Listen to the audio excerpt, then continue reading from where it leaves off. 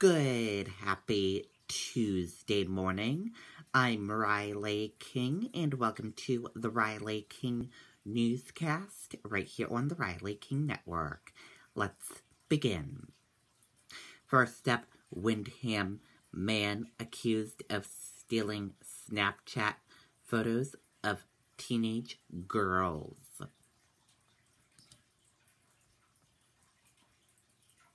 Let's take a listen to the video from WMUR News 9.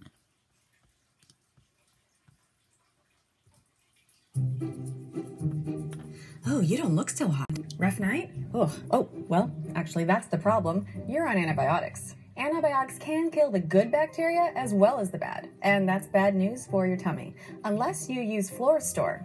Unlike many other probiotics, it's naturally resistant to antibiotics and protects the good bacteria in your body. So, take some Florastor. Doctors, well, my orders. Be biotic, and drink plenty of fluids. Police say 21-year-old Michael Sarney swiped Snapchat photos from several teenage girls in his hometown of Windham and posted them on the internet himself. Police say all the victims are now over 18 years old, but could have been minors when their Snapchat accounts were hacked. When the photos they thought would disappear from the app reappeared, one of the victims went to police. She recognized that the account had been logged into somewhere that she was not. So you can geo-track where your account is logged into. Police are not saying how Michael Sarney allegedly got into the Snapchat accounts or what type of photos were stolen. He now faces 9 counts of identity fraud and 7 counts of misuse of a computer or network. Police are again warning to think before you post. You need to be very aware of, no matter what your age is, what you put on your accounts or out there in social media, because once it's out there forever. And police say it's really a good idea to check all of your apps and accounts to make sure the date and times of the logins match your activity. Live in Windham tonight, Jean Mackin, WMUR News 9. Okay, and there you go on that video and that report.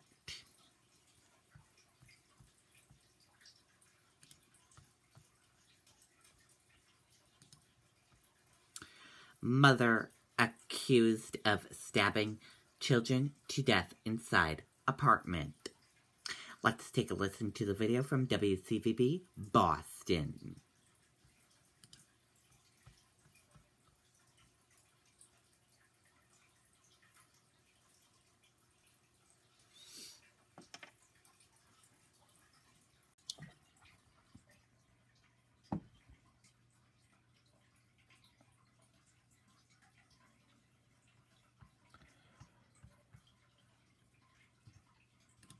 Crime scenes are grisly, but these victims were innocent children. This was a gruesome, a disturbing, and most of all, a heartbreaking crime. A mother now behind bars for an unspeakable crime. Her 2 young sons, ages 5 and 8, found murdered inside their Brockton home. We believe that the deaths of these 2 young children occurred sometime in the last 48 hours. We believe the victims were stabbed to death. The boys stabbed multiple times. Authorities found them dead upstairs on the 3rd floor after a neighbor called 911 around noon. Latarsha Sanders was initially taken to the hospital, reportedly distraught. Police think she acted alone. Ms. Sanders made statements that could be construed as admissions to this crime to the investigators. Police have been in and out of this home searching for a reason. If something as tragic as this occurs, we're all left wondering how, why could this happen? And those questions may be answered at her arraignment tomorrow. Live in Brockton, Sean Scheibot, WCVB News Center 5. Okay, and there you go on that video and that report.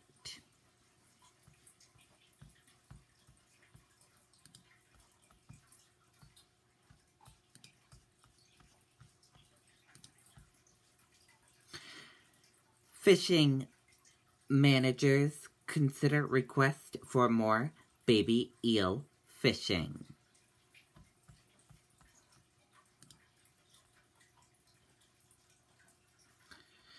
Fishermen from Maine are planning to hear an interest hearing to make the case they should be allowed to catch more baby eels. Baby eels called elvers are worth more than $1,000 per pound at the docks in Maine because of the role they play in Asian aquaculture. Maine's the only state in the country with significant fishery for elvers. The Atlantic State Marine Fisheries Commission is set to start considering new rules for the fishery on Tuesday. The commission limits Maine fishermen to less than 10,000 pounds for elvers per year.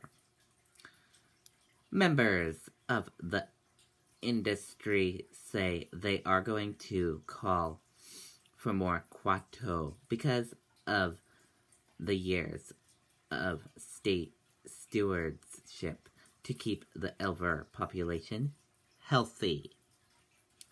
The elver season begins next month. They are fished from rivers and streams.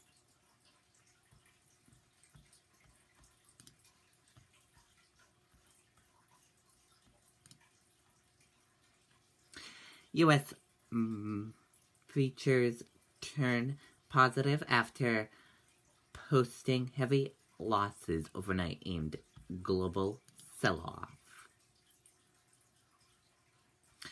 U.S. stock index features tried for gains ahead of Tuesday's open, coming off some steep lows, yet the sell-off continues to weigh in on sentiment worldwide.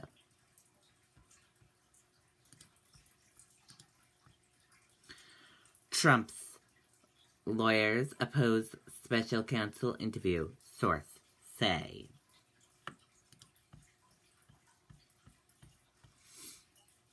Let's take a listen to the video from ABC News.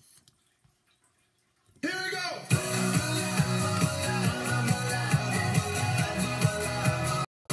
Alive gives you more vitamins and minerals than leading brands. Because when you start with more, you own the morning. Alive. We move on now to the heated controversy over that memo from the House Intelligence Committee. Republican members casting doubt on the FBI surveillance. President Trump claiming it is a total vindication, calling the FBI's behavior disgraceful. The president's family and its stronger supporters backing up that claim. But tonight, not all the Republicans agree, including one of the congressmen who helped write the memo. Here's ABC's David Wright. The president insists the newly released GOP memo totally vindicates Trump in the Russia probe. But many Republicans on the House Intelligence Committee don't agree. I don't agree with some of my colleagues. I actually don't think it has any impact on the Russia probe, and I was pretty integrally involved in the drafting of it. It would be a mistake for anyone to suggest that the special counsel shouldn't complete his work. Republicans now defend the release of that memo by saying it exposed a problem with the FISA warrant process, the safeguards designed to protect American citizens from government eavesdropping. I mean, there is a little bit of sweet revenge in it for me and certainly probably the family, in the sense that if they wouldn't have done this, this stuff would be going on. From the president's son, they weaponized the FBI and the DOJ to attack the duly elected President of the United States. To the California congressman who wrote the GOP memo. But I think the American people understand that the FBI should not go to secret courts using information that was paid for by the Democrats to open up investigations and get warrants on people of the other political party. That's the type of stuff that happens in banana republics. But just 3 weeks ago, these same lawmakers all voted to reauthorize the FISA program, rejecting a bipartisan package of new privacy safeguards. Congress passed the bill overwhelmingly, and the president signed it. Democrats say President Trump cannot use this issue as a pretext to fire the Deputy Attorney General or the special counsel. This would be an extreme event, and one that I say with some caution could create a constitutional crisis in this country. No one, including the president, is above the law. David Wright is in Florida with the president tonight. And David, President Trump heads back to Washington and is now facing the challenge of a government shutdown just weeks after the last one. That's right, Tom. The stopgap funding measure that ended the last shutdown keeps the government afloat just until February 8th. That's this Thursday. If the two parties are unable to come up with a compromise, we could be facing another government shutdown. Tom? David Wright for us. David, thank you. Okay, and there you go on that video and that report. And that does it for the Riley King Newscast right here on the Riley King Network. I hope you all have a great rest of your Tuesday, and I'll see you back here later on today for another newscast. Enjoy the rest of your day, everyone. Goodbye.